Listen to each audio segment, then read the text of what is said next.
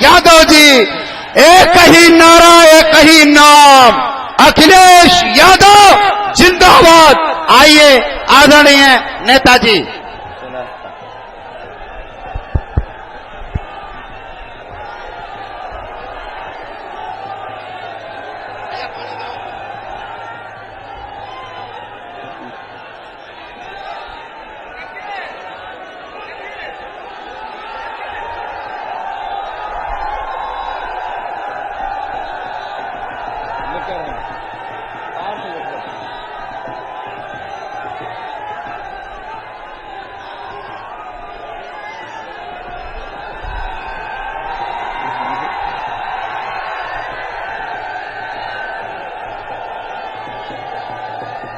इस चुनावी जनसभा की अध्यक्षता कर रही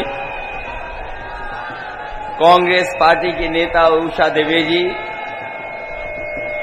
समाजवादी पार्टी के जिला के अध्यक्ष कलीम खान साहब, मंच पर उपस्थित इस क्षेत्र से कई बार रहे सांसद आदरणीय छोटे सिंह यादव जी, विधायक रेखा वर्मा जी, संचालन कर रहे अनिल पाल जी, ताहिर सिद्दीकी साहब पूर्व विधायक, राम अवतार सैनी जी, उमा शंकर बेरिया जी, राम रतन प्रजापति, मुनीष राठौर, कुक्खू चौहान, राजीव नाथ बेगा जी, राम शंकर लोधी, उदय राजपूत जी, पप्पू वाल्मीकि जी, श्रीमती कंचन कनौजिया, आकाश साखी जी, जिलाध्यक्ष आम आदमी पार्टी चंद्रकांत यादव जी, दिनेश पालीवाल जी, जिलाध्यक्ष कांग्रेस अनिल कठेरिया जी, शरद यादव जी, राघवेंद्र राजपूत, दिनेश बाथम जी, मनोज सैनी जी, समाजवादी पार्टी के हमारे महासचिव वर्मा और उपस्थित जो मंच पर हैं, बड़ी संख्या में हमारे सभी संगठन के नेता जो मंच पर हैं, इस चुनावी जनसभा में आए हुए हमारे आदरणीय बुजुर्ग माताएं बहनें, नौजवान साथी, पत्रकार बंधुओं, मैं सबसे पहले आप सबका इस चुनावी जनसभा में आए हुए लोगों का बहुत बहुत आभार प्रकट करना चाहता हूं। मैं देख रहा हूं कि मैदान के चारों तरफ हमें सर ही सर दिखाई दे रहे हैं।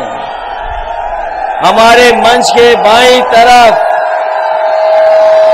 जहां समाजवादी पार्टी के नेता कार्यकर्ता हैं, बड़ी संख्या में हमारे सपेरे भाई बहन भी आए हुए हैं। दाईं तरफ मंच के भी बड़ी संख्या में लोग दिखाई दे रहे हैं। जहां हेलीकॉप्टर खड़ा है वहां भी लोग दिखाई दे रहे हैं। आज की इस चुनावी जनसभा, ये जो चुनावी जनसभा में समर्थन आप लोगों ने दिया है, जो आप लोग सहयोग करने निकल पड़े हैं, अब इससे तो भारतीय जनता पार्टी का कन्नौज जिले से सफाया होना निश्चित है। मैं देख रहा हूं यहां लोगों का समुद्र हमें दिखाई दे रहा है। लोगों का समुद्र दिखाई दे रहा है चारों तरफ। साधन हो नहीं हो तब भी लोग अपने चले आए समर्थन के लिए। मुझे लगता है कि इस बार कन्नौज के लोग देश के जो लोकसभा के चुनाव हो रहे हैं, जहां सबसे बड़ी जीतों में मुझे लगता है कि इस बार कन्नौज भी शामिल होने जा रहा है। ये बीजेपी वाले लोग, मुझे सुनने में आया है कि बीजेपी वाले लोग कुछ देर खुश हो गए थे कुछ घंटों के लिए बड़ी खुशी मना रहे थे। कुछ ही घंटे खुशी मना पाए हैं। बताओ उनका हाल कैसा है अब?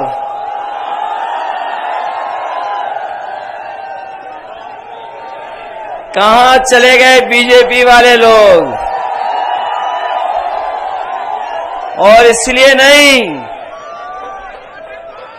हमारे कन्नौज के लोग जानते होंगे, जहां पर विकास छूटा था वहीं छूट गया।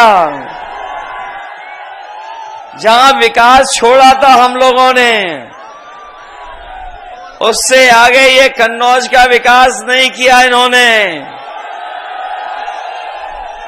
और इनको केवल 10 साल का हिसाब किताब नहीं देना है, बल्कि 17 साल का हिसाब किताब देना है। दिल्ली के 10 साल और लखनऊ के सरकार के 7 साल। बताओ 17 साल का हिसाब देना है कि नहीं देना है इन्हें? और 17 साल में हमारे किसानों के साथ धोखा किया। किसान भाइयों, देश के प्रधानमंत्री जी आए थे, कन्नौज में कई बार आए और कह के गए थे कि हम किसानों की आय दोगुनी कर देंगे। बताओ गुरसाईगंज में आए थे, तिरवा में आए थे। बताओ हमारे किसान भाइयों, किसी की पैदावार का लाभ, क्या उनकी आय दोगुनी हो गई आज? आय दोगुनी नहीं की थी इन्होंने, काले कानून लाने का काम किया था। और काले कानूनों से हमारे किसान भाइयों की जमीन छीनना चाहते थे। न केवल जमीन छीनना चाहते थे, बल्कि उनकी पैदावार की लूट करना चाहते थे। हमारे किसान भाई पूरे देश के दिल्ली में बैठ गए, धरना दिया। किसान आंदोलन को रोकने के लिए बीजेपी के लोगों ने आरसीसी की दीवार बनवाई थी, कील लगवाई थी। ट्रैक्टर में कोई डीजल नहीं भरवा सकता था, लेकिन हमारे किसानों ने परवाह नहीं की। दिल्ली सालों साल घेरे रहे और तभी दिल्ली से लौटे थे जब काले कानून वापस हो गए थे। 1000 किसान शहीद हो गया। इनकी सरकार में 1000 किसान शहीद हुआ है। थार से किसान की हत्या हुई है। किसानों पे, हम लोगों पे झूठे मुकदमे लगे हैं, लेकिन किसान पीछे नहीं झुका, अपनी एमएसपी की मांग कर रहा है। हम अपने किसान भाइयों को भरोसा दिलाते हैं, समाजवादी पार्टी, इंडिया गठबंधन और कांग्रेस पार्टी ने तय किया है, सरकार बनेगी तो अपने किसानों को एमएसपी का कानूनी अधिकार दिलाने का काम होगा। न केवल किसानों को एमएसपी का कानूनी अधिकार मिलेगा, बल्कि हमारे किसानों का कर्ज भी माफ करने का काम होगा। और कर्ज इसलिए माफ करना चाहते हैं, इन बीजेपी वालों ने उद्योगपतियों का, बड़े बड़े लोगों का तो कर्ज माफ किया। और जब कर्ज माफ करने का इन्होंने नियम बनाए, तो नियम ये बनाया कि 5 करोड़ से ऊपर जिन लोगों का कर्ज है उनका कर्ज माफ हो जाएगा। हमारे किसान भाइयों बताओ, गांव के रहने वाले गरीब, इनका लाखों में हजारों में कर्ज होता है, इनका कर्ज ना माफ करना पड़े, इनका कर्ज बना रहे, कर्ज इनका और सर पे चढ़ जाए, इसलिए इन्होंने नियम बनाया था कि 5 करोड़ से ऊपर जिन लोगों ने कर्ज लिया है उनका कर्ज माफ होगा। बीजेपी के सरकार ने 16 लाख करोड़ कर्ज माफ कर दिया उद्योगपतियों का, बड़े लोगों का। हम अपने किसान भाइयों कह के जा रहे हैं, जिनका लाखों में कर्जा है, अगर वो करोड़ों में उद्योगपतियों का माफ कर रहे हैं तो अपने गरीबों का, किसानों का लाखों में जो कर्जा है वो माफ करने का काम होगा। ये हमारे नौजवान, ये जो नौजवान साथी हमें दिखाई दे रहे हैं, ये बीजेपी वाले गांव-गांव कार्यक्रम चलवा रहे थे, विकसित भारत यात्रा। ये विकसित भारत यात्रा का अगर सहयोग हमारे प्रधानों ने न किया होता तो इनकी विकसित यात्रा नहीं चल पाती। ये विश्व गुरु बनाना चाहते हैं देश को। हम बीजेपी के लोग कहना चाहते हैं जिस समय हमारा किसान खुशहाल होगा, विकसित भारत भी बन जाएगा और नौजवान को नौकरी रोजगार मिलेगा तो विश्व गुरु भी हमारा भारत देश बन जाएगा। नौजवान साथियों, इस सरकार ने धोखा दिया कि नहीं दिया धोखा आपको? इन्होंने नौकरी निकाली, परीक्षा लिखवाई और बाद में पेपर लीक कर दिया। बताओ पेपर लीक हुए कि नहीं हुए? और एक पेपर लीक नहीं हुआ, 10 से ज्यादा पेपर लीक हुए। यही नौजवान जो तैयारी कर रहे थे, सालों साल कोचिंग कर रहे थे, बड़ी मेहनत से पढ़ाई कर रहे थे, किराया मांग करके, उधार कर करके इन्होंने पढ़ाई पूरी की, कोचिंग की, और जब परीक्षा लिखी, जब वो परीक्षा दे करके नौजवान घर लौटा तो पता लगा पेपर लीक हो गया, परीक्षा कैंसिल हो गई। इस सरकार में जो भी परीक्षा हुई हैं, सबके पेपर लीक हो गए। बताओ ये सरकार कैसी है जो अपना लीकेज नहीं रोक पा रही है? बताओ पेपर लीक हो रहा है कि नहीं हो रहा है? ये कैसी सरकार है जो अपना लीकेज नहीं रोक पा रही है, पेपर लीक करा रही है? और केवल पेपर लीक नहीं हुए हैं, बल्कि नौजवान जो हमारा दौड़ के, भाग के, दिन रात तैयारी करता था फौज की, क्या उसको फौज में भर्ती मिल जाएगी, पक्की नौकरी मिलेगी और वर्दी पहनने को मिलेगी, देश की रक्षा करने के लिए चला जाएगा, वो नौकरी भी इन्होंने आधी अधूरी कर दी। ये अग्निवीर वाली नौकरी, ये जो आधी अधूरी नौकरी है, हम समाजवादी लोग और इंडिया गठबंधन के लोग कभी स्वीकार नहीं कर सकते हैं। नौजवानों, सरकार बनेगी, अग्निवीर व्यवस्था हमेशा हमेशा के लिए खत्म हो जाएगी। ये 4 साल की नौकरी हमारा नौजवान स्वीकार नहीं कर सकता। और ये अग्निवीर में कोई आपका सम्मान नहीं है, ना आपको कोई इसमें सम्मान मिलेगा, ना आपको कोई सुविधा मिलने जा रही है। और अगर शहीद भी हो गए तो आपको सम्मान के साथ घर नहीं पहुंचाएंगे। याद होगा आपको, ये नेताजी ने किया था कि अगर कोई जवान शहीद होता था तो उसको सम्मान के साथ उसके घर परिवार तक ला करके उसको सम्मान देते थे। ये नेताजी का फैसला था। आज अग्निवीर अगर कहीं शहीद होगा तो उसको सम्मान नहीं दे रही सरकार। अभी पंजाब का 18 साल का नौजवान अग्निवीर में भर्ती हुआ और शहीद हो गया, उसको घर पहुंचाने के लिए सरकार ने एम्बुलेंस भी नहीं दी, न सम्मान दिया, न उस घर परिवार की मदद की। और जो एम्बुलेंस लेके भी आई थी वो सरकार की एम्बुलेंस नहीं थी। हम अपने साथियों को कहना चाहते हैं, बड़े बड़े विभाग जो सरकारी हैं उसमें सब नौकरी आउटसोर्स हो गई है, संविदा पे चली गई, कॉन्ट्रैक्ट पे चली गई, निजी हो गई। और ये जो हमारे खाकी वर्दी वाले कभी कभी आज तो अच्छा सहयोग कर रहे हैं, हमें आपको व्यवस्था में हमारी मदद कर रहे हैं, लेकिन कभी कभी खाकी वाले भी हम लोगों को डराते हैं। ये लोग भी समझ लें, अगर बीजेपी की सरकार आ गई तो फौज की भर्ती तो 4 साल की कर दी उन्होंने, इनकी 3 साल की नौकरी हो जाएगी। और ये नौकरी के बाद हमारे और आपके साथ ही घूम रहे होंगे। कभी कभी ये सवाल करते हैं कि ऐसा कैसे हो सकता है, ये कहते हैं ये कैसे हो सकता है।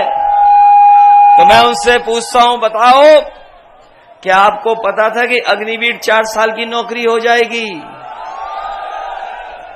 क्या आपको पता था कि बीजेपी के लोग हवाई जहाज बेच देंगे?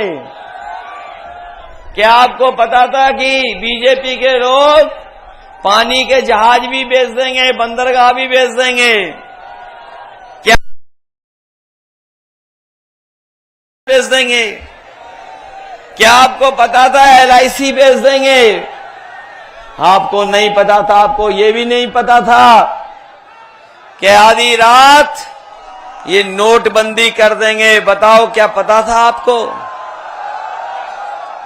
तो इसलिए जहां ये चुनाव हमारे आपका भविष्य का है, वहीं आने वाली पीढ़ी के भविष्य का भी चुनाव है। इसलिए बताओ, संविधान बचाओगे कि नहीं बचाओगे? ये जो संविधान बाबा साहब भीमराव अम्बेडकर जी ने दिया हम लोगों को, यही संविधान है जो हमें हक दिलाता है। यही संविधान है जो हमें न्याय दिलाता है। यही संविधान है जो हमारी संजीवनी है। यही संविधान है जो हमारे और आपके बीच में गैर बराबरी खत्म करने के लिए आरक्षण हम लोगों को देता है। ये सरकार संविधान को खत्म करना चाहती है, लोकतंत्र को खत्म करना चाहती है, और ये हमें आपको ये जो एक वोट देने का अधिकार है उसको भी छीनना चाहती है। लेकिन हम उनको बता देना चाहते हैं, जो संविधान बदलने के लिए निकले हैं उसको ये सब लोग मिलकर के बदलने का काम करेंगे। बताओ बदलोगे कि नहीं बदलोगे? और ये जो डबल इंजन की सरकार है, इनके आपने होर्डिंग देखे? इनके होर्डिंग लगे बड़े बड़े शहरों में।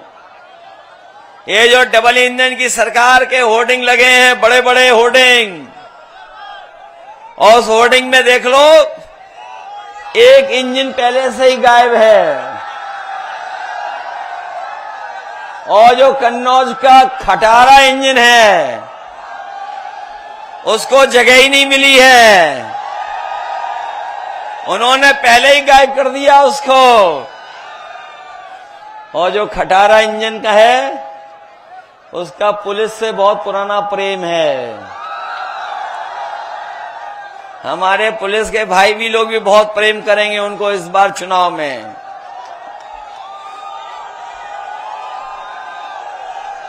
इसलिए सावधान हो कि नहीं सावधान हो? और ये सरकार वाले बताएं, जिनकी नौकरी छीनी, बताओ हर नौजवान की नौकरी छीन ली परीक्षा देने वाले की। जो अगर हम कुल मिला के जिनके परीक्षा कैंसिल हो गई, जिनका पेपर लीक हो गया, वो ऐसे 60 नौजवान हैं। 60 लाख। अगर 60 लाख नौजवानों का और उनके मां बाप को जोड़ लें तो एक परिवार में 3 लोग नाराज हैं। तो अगर हम 60 लाख का गुणा 3 में कर दें तो 1 करोड़ 80 लाख हुए। और यही 1 करोड़ 80 लाख का अगर हम भाग दे देंगे 80 लोकसभाओं से, तो बताओ इनका 2,25,000 वोट कम हो गया कि नहीं हो गया? हो गया 2,25,000 कम वोट। तो बताओ बीजेपी बचेगी कैसे इस बार? क्या बचेगी बीजेपी इस बार? और इस बार तो हमारे क्षत्रिय भाइयों ने, हमारे क्षत्रिय भाई इस बार तलवार से नहीं मतदान मतवार करने जा रहे हैं। मत का वार करेंगे इनके ऊपर। जो लोग कभी अपनी तलवार से वार करते थे, इस बार मतदान से वार करेंगे। मतवार होने जा रहा है। बताओ मतवार होगा इनके खिलाफ कि नहीं होगा? हमारे लोधी समाज के लोग जो मेहनत करते हैं खेत, और हमारे गांव से लेकर के खेती बाड़ी से लेकर के अर्थव्यवस्था को अच्छा बनाते हैं। सोचिए, शाम के समय पर बीजेपी के नेता क्या कह रहे थे कि लोधी समाज का वोट तो हम, क्या कह रहे थे? शाम होते ही भाषा बदल जाती है। हमें कारण नहीं पता है कि क्यों कारण शाम होते ही भाषा बदल जाती है। बताओ, हमारे लोधी समाज को क्या अपमानित कर रहे थे कि पैसे को लेकर के अपमानित करने का काम किया। ये लोधी समाज के लोग, हमारे लोधी राजपूत समाज के लोग बहुत स्वाभिमानी हैं। वीरांगना अवंतीबाई के परिवार के सदस्य लोग हैं। जिन लोगों ने अपमानित किया है, उनको इस चुनाव में अपने वोट से हिसाब किताब करने का काम करेंगे। और अपने लोधी राजपूत समाज के लोगों को मैं कह के जा रहा हूं। मैं रसूलाबाद में हवाई पट्टी पे उतरा था। उस हवाई पट्टी पर केवल एक बार हवाई जहाज उतरा, दोबारा ये सरकार ने हवाई जहाज नहीं उतारा, खराब कर दिया। कोई इस हवाई पट्टी पे दोबारा उतरा तो मैं उतरा। मैं अपने लोधी समाज के भाई बहनों को कहना चाहता हूं कि वो एयरपोर्ट जो बनने जा रहा है, उसका नाम वीरांगना, बोलो उनके नाम पे कर दें कि नहीं करें हम लोग? वीरांगना अवंती भाई, उनके नाम पर हम लोग करने का काम करें। न केवल वीरांगना अवंती बाई के नाम पर वो एयरपोर्ट होगा, बल्कि तिरवा में जो पैरामेडिकल है, जो पैरामेडिकल नर्सिंग मेडिकल कॉलेज के सामने है, उसको भी उनके नाम से उनको सम्मान देने का काम करेंगे। जो लोग कह रहे हैं कि मेडिकल कॉलेज बाबा साहब भीमराव अम्बेडकर जी के नाम पर हो गया है, ना उसका कोई नाम हटा पाएगा और न कोई बाबा साहब भीमराव अम्बेडकर जी का दिया हुआ आरक्षण उस मेडिकल कॉलेज से खत्म कर पाएगा। जैसे आरक्षण से उन्हें डॉक्टर पढ़ने की अनुमति मिली है, उनकी संख्या बढ़ी है, उसको और बढ़ाने का काम हम समाजवादी लोग करेंगे। ये क्षेत्र बहुत पिछड़ा इलाका था। ये हमारे पुराने नेता जानते होंगे। जब मैं पहली बार चुनाव लड़ने आया था तो सड़कें ऐसी थीं जिसकी आप कल्पना नहीं कर सकते। ये हमारे बुजुर्ग लोग जानते होंगे। हसेरन, इंदरगढ़ आना, नादेमऊ जाना, और इस इलाके में जाने में पूरा दिन लग जाता था, एक कोने से दूसरे कोने तक। जब यहाँ के विधायक रहे अनिल पाल जी के पिताजी विजय बहादुर पाल जी, वो जब हमारे साथ चलते थे तो बताते थे कितने दिन उन्होंने भूख हड़ताल की थी, जाने कितने दिन सड़क बनवाने के लिए भूख हड़ताल करनी पड़ती थी। तब भी सड़क नहीं बन रही थी। अगर किसों का जाल बिछाया तो समाजवादी लोगों ने चारों तरफ सड़क बिछाने का काम किया। जब कभी खड़नी से निकलते थे तो बताओ खड़नी में कितने गहरे गड्ढे होते थे। खड़नी, और जब कभी चपुन्ना से उधर जाते थे हम लोग एरवा कटरा या सौरे की तरफ, तो बबूलों से अपनी गाड़ियों को रगड़ देती थी, तब जाकर के निकल पाते थे। बताओ आज शिवरामऊ सौरे एरवा कटरा 4 लेन की सड़क है कि नहीं है? बताओ आप। ये सब सड़कें हो गई हॉट मिक्स क्या नहीं हो गई? और जितने तार, जितने ट्रांसफार्मर, जितना बिजली का इंतजाम किया, ये बीजेपी के चुनने के बाद ये सब बिजली आना बंद हो गई। बताइए, बताओ बिजली आना बंद हो गई बीजेपी सरकार में क्या नहीं? और बिजली आ भी रही तो बताओ बिल कितना देना पड़ रहा है? और मीटर लगा दिया वो अलग, और जब बिल आता है तो बताओ करंट लगता है कि नहीं लगता है? और बिजली आ नहीं रही है। जितनी समाजवादियों ने बिजली बनाई उतनी ये बिजली भी नहीं बना पाए, न गांव तक पहुंचा पाए।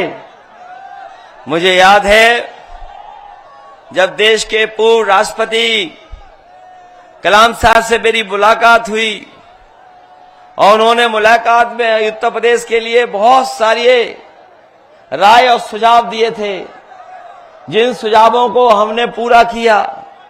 और उस समय आपको याद होगा कि यहीं पर कलाम साहब आए थे, फकीरे पुरवा में हम लोगों ने उनको कार्यक्रम में बुलाया था और उस गांव को वो बिजली की सुविधा दी थी कि आंधी तूफान भी आ जाए, तार टूट जाए, ट्रांसफर फूक जाए, लेकिन गांव की बिजली नहीं जाती थी। और बिजली न जाने के साथ साथ उनको कभी बिल नहीं देना पड़ता था, पूरे गांव की फ्री बिजली थी। वही योजना कई गांवों में शुरू कर दी हमने, लेकिन इस सरकार ने उस गांव के अलावा किसी गांव में वैसी बिजली नहीं लगने दी। और उस गांव में जो लगी हुई बिजली का इंतजाम था वो इस सरकार ने खराब कर दिया, फेंक दिया, खराब कर दिया।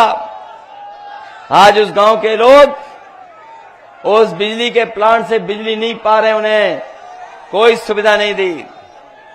ये बताइए धोखा हुआ क्या नहीं हुआ? और उमरदा में हम लोगों ने दूध का प्लांट लगवाया था और गाय के दूध का कारखाना लगवाया था, जिससे गाय के दूध से बनी हुई चीजें हमारी बाजार में पहुंचे, शहरों में पहुंचे और हमारे किसानों को लाभ हो।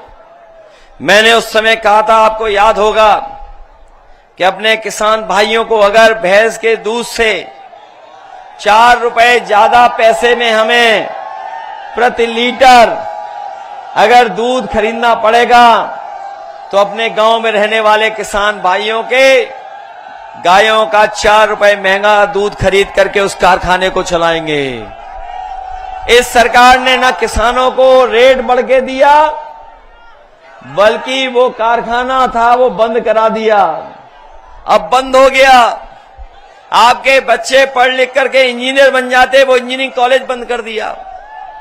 बताओ ये बंद हो गए कि नहीं बंद हो गए? और ये बहुत प्रचार कर रहे थे वैक्सीन वाला। बताओ सबके वैक्सीन लगवा दी? वैक्सीन लग गई सबके। और ये हमारे सरकारी कर्मचारी जानते होंगे, इन्हें दबाव डाल करके इनके वैक्सीन लगवा दी। ये जितने सरकारी कर्मचारी हैं, प्रेस के लोग हैं, इनके सरकार के लोगों ने दबाव बनाया, वैक्सीन लगवा दी। अब तो यूके के कोर्ट से फैसला भी आ गया है कि जिन लोगों को ये वैक्सीन लगी है उनका हार्ट फेल जल्दी हो सकता है, हार्ट की बीमारी हो सकती है। बताओ वो जब अपना वैक्सीन का सर्टिफिकेट देखेंगे तो वोट किसको देंगे? बताओ भाजपा के खिलाफ वोट डालेंगे कि नहीं डालेंगे? जब वो अपना सर्टिफिकेट देखेंगे